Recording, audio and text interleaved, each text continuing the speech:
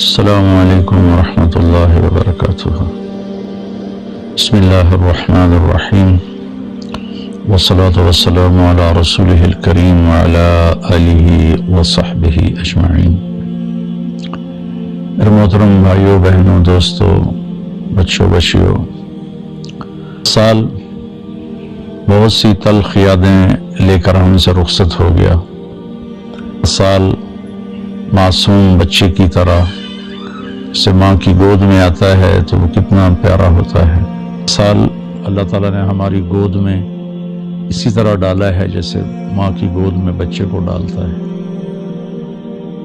اور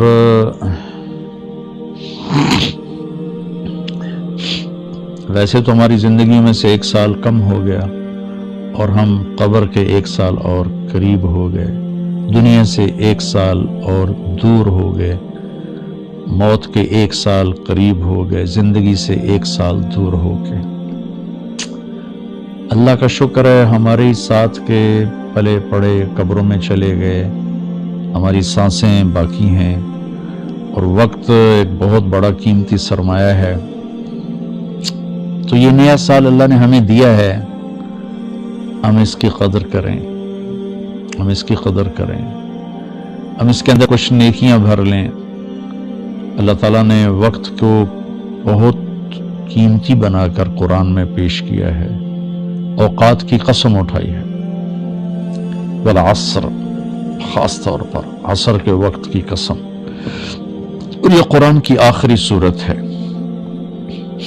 اس کے بعد قسم کوئی نہیں، اور قرآن بھی ختم ہو رہا ہے۔ تو ایسے ایک مناسبت سمجھ میں آئی ہے، اللہ کرے گا ٹھیک ہی ہوگی، کہ جیسے عصر کا ٹائم آتا ہے تو دن کے جانے میں ٹائم تھوڑا رہ جاتا ہے، شام اندھیرا آنے میں ٹائم تھوڑا رہ جاتا ہے، تو میرا اللہ آخر قرآن میں یہ قسم اٹھا کے ہمیں کہہ رہا ہے والعصر، عصر کے وقت کی قسم، کہ جیسے عصر کے بعد ٹائم تھوڑا ہے، اس دنیا کا ٹائم بھی باقی تھوڑا ہی رہ گیا ہے، تمہاری زندگیوں کا بھی ٹائم تھوڑا ہی رہ گیا ہے، جو کرنا ہے وہ جلدی جلدی کر لو اور غفلت سے نکل آؤ۔ اور 4 کام بتائے ہیں اللہ تعالیٰ نے والعصر کی قسم اٹھا کر۔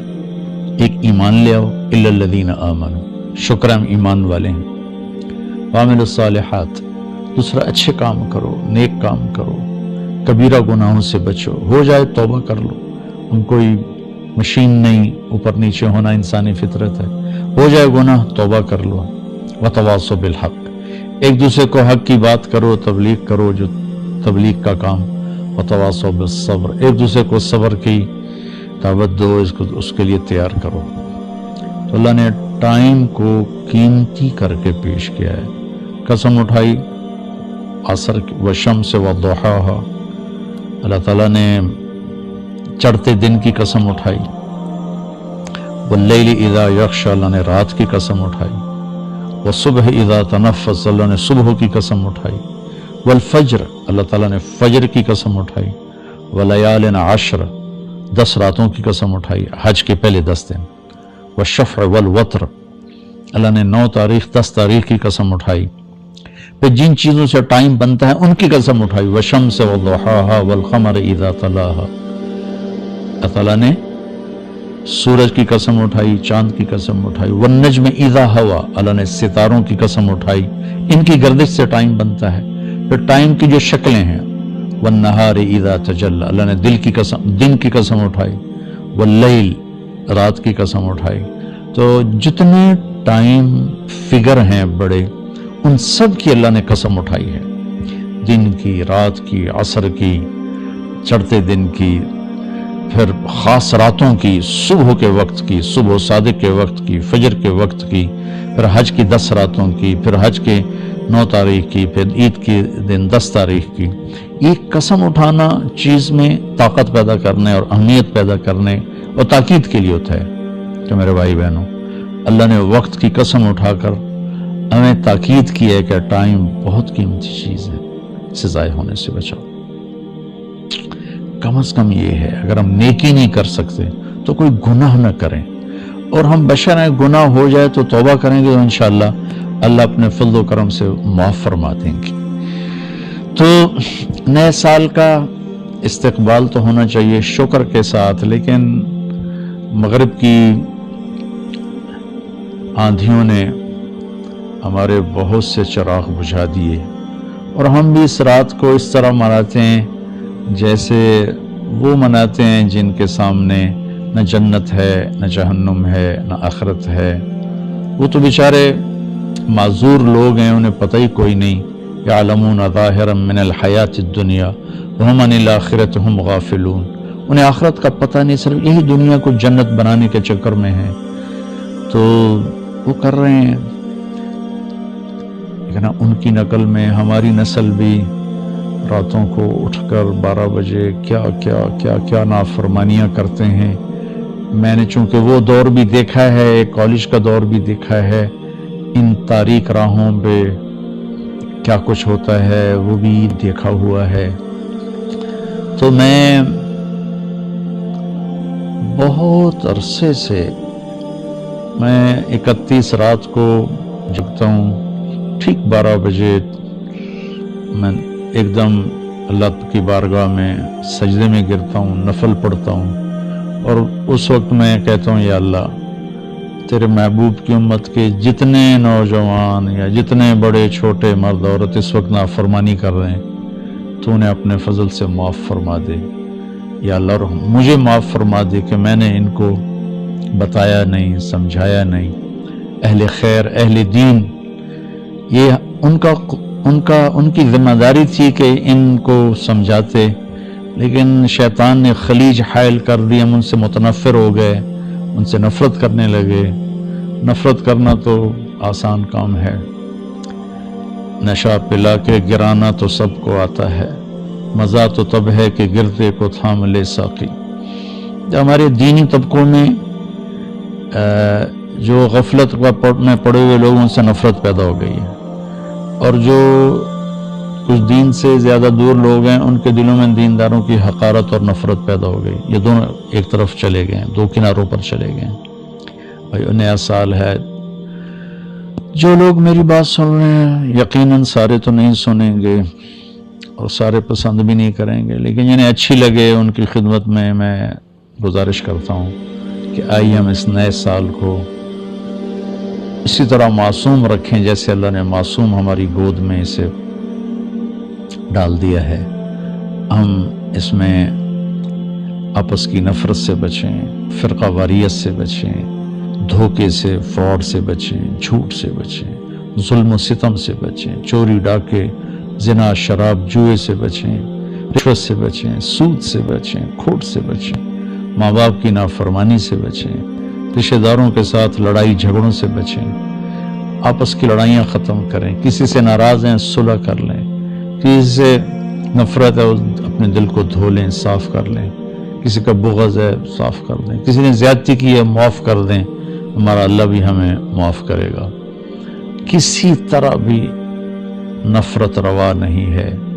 میں بڑے منت سے ہاتھ جوڑ کے ان خطیبوں سے کہتا ہوں جنہوں نے صبح سے شام تک صرف فرقہ واریت کو ہی کہ پھیلانے کو ہی دین سمجھا ہوا ہے، اور کبھی کسی کو کافر بناتے ہیں، کبھی کسی کو کافر بناتے ہیں۔ اللہ کے واسطے اور بھی دکھ ہیں زمانے میں محبت کے سوا، راحتیں اور بھی ہیں وصل کی راحت کے سوا۔ دین کے اتنے مضامین ہیں بیان کرنے کو، لوگوں کو مثبت بات بتائیں، لوگوں کو پازیٹیو بات بتائیں، یہ کافر وہ کافر، اس سے نفرت کرو، اس سے نفرت کرو۔ میری تو منت یہ ہے، نہ کارخانے میں طوطی کی کون سنتا ہے، اس بھڑکتی آگ پہ پانی ڈالنا میرے بس میں تو ہے نہیں، لیکن میں اللہ چاہے گا تو کر دے گا۔ تو لیکن جو ہماری نوجوان نسل ہے ان سے تو میں ضرور کہوں گا کہ بچوں مسلمان بن کے چلو، امت بن کے چلو۔ تم کسی سے متاثر ہو، تم کسی عقیدے پر ہو، تم کسی نہج، مسلک، مذہب پر ہو، اس پہ باقی رہو، لیکن اوروں کو جگہ دو، اللہ کے واسطے جگہ دو۔ صرف ہم ہی مسلمان ہیں، باقی سب کافر ہیں۔ ان چیزوں سے واپس آ جاؤ، اس میں تمہیں تباہی کے سوا کچھ بھی نہیں ملے گا۔ میں نے دنیا پھری ہے، تاریخ پڑھی ہے، میں خون کے آنسو روتا ہوں جب مذہب کے نام پہ نفرت کی آگ کو بھڑکتا دیکھتا ہوں، سیاست کے نام پہ قتل و غارت دیکھتا ہوں، درد اٹھتا ہے، ایک بھوک سی دل میں اٹھتی ہے، ایک درد جگر میں ہوتا ہے۔ ہم رات کو اٹھ اٹھ روتے ہیں جب سارا عالم سوتا ہے۔ کسی کہنے والے نے کہا میں نے تو نقل کیا ہے، میں تو ان لوگوں میں نہیں جو رات کو اٹھ اٹھ روتے ہیں۔ البتہ دکھ ضرور لیے پھرتا ہوں کہ کاش امت کے اندر محبت ہو، پیار ہو۔ افسران سے کہتا ہوں بددیانتی چھوڑ دو، مزدوروں سے کہتا ہوں خیانت چھوڑ دو، تاجروں سے کہتا ہوں کھوٹ ملاوٹ چھوڑ دو، ذمہ داروں سے کہتا ہوں تکبر ظلم و ستم چھوڑ دو، طاقتور سے کہتا ہوں اللہ کو یاد کرو، ایک دن طاقت کا نشہ اتر جائے گا، موت اٹھا کے سب کچھ لے جائے گی۔ چور ڈاکوؤں سے کہتا ہوں ہمارے بچے ہو، ہمارے بھائی ہو، آ جاؤ ہم مل کے توبہ کریں۔ فضیل بن عیاض بہت بڑے ڈاکو تھے، پورا عراق ان کے نام سے تھر تھراتا تھا اور کانپتا تھا، لیکن جب توبہ کی تو ایسے بڑے ولایت کے مقام پر پہنچے کہ اس زمانے کے سارے اولیاء کرام ان کے سامنے گھٹنے ٹیک گئے۔ ڈاکو سے اتنے بڑے مقام پر پہنچے، بادشاہ وقت بھی ان کے سامنے بیٹھ کر کانپتے تھے، یا لوگ ان کے ظلم و ستم سے کانپتے تھے، یا پھر ان کی ہیبت اور معرفت الہی اور محبت اللہ کی اور دین کا مقام جو ملا، یا پھر اس سے لوگ ایسے کانپتے۔ ہارون رشید جیسا جابر بادشاہ عطیات کی شکل میں ان کے سامنے بیٹھتا تھا۔ اپنے یہ سب یہ غلط راستے ہیں۔ ظلم و ستم کا راستہ کبھی سکھ کا راستہ نہیں ہے۔ ممکن ہے آپ اپنی طاقت کے بلبوتے اور اپنے باڈی گارڈز پر 4 دن زندہ رہ جاؤ، لیکن آخر موت تو آئے گی نا۔ پھر قبر میں بہت خوفناک کام شروع ہو جائے گا کہ ظالم کے لیے زمین بہت تنگ ہو جاتی ہے۔ تو اب ہمارے بچے ہو، ہماری نسل ہو، میں تو تمہارے لیے بھی اتنا ہی درد رکھتا ہوں، چونکہ ہمارا ہی بچہ بگڑا ہوا ہے۔ مائیں تو ڈاکو نہیں جنتی، مائیں تو چور نہیں جنتی، مائیں تو کسی کو ظالم نہیں جنتی۔ ماحول معاشرہ ان کے ساتھ وہ چال چلتا ہے، کوئی کیا بن جاتا ہے، کوئی کیا بن جاتا ہے۔ حکمرانوں سے کہتا ہوں رحم دل بنو، ظلم و زیادتی سے بچو۔ تمام طبقات سے کہتا ہوں صدق و امانت، سچائی اور دیانتداری، 2 کام اپنے نبی کے ہم لے لیں، ایک سچ بولنا، ایک دیانتداری۔ ایک ہم جھوٹ نہ بولیں، ایک ہم دھوکہ نہ دیں، تمہارا سارا ملک جنت کا ٹکڑا بن جائے گا۔ بجلیوں کے بہتر ہونا بھی ہماری ضرورت ہے، اور چیزوں کا سستا ہونا بھی ہماری ضرورت ہے، لیکن اس سب سے زیادہ ضرورت ہے کہ ہمارے دیش میں سچائی ہو اور دیانتداری ہو۔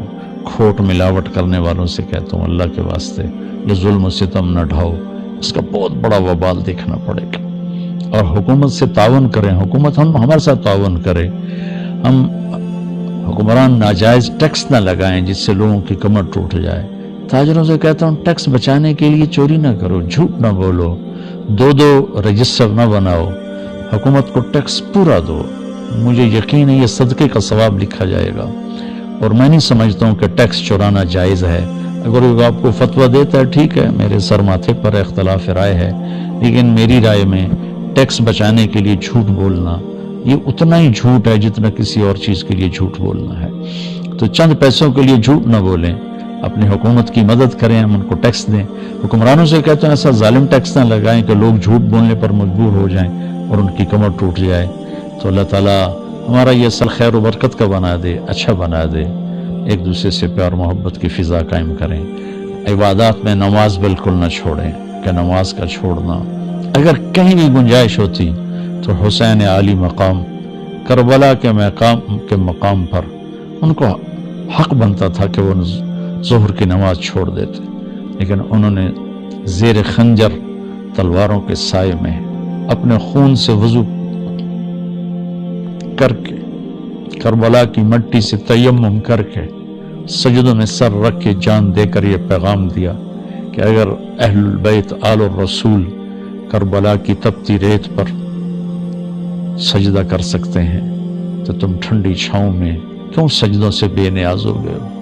ہمارے دیہاتی کہتے ہیں اللہ آپ پہ بشکیسی، اللہ آپ پہ بشکیسی۔ یہ بہت خطرے کی بات ہے بھائیو۔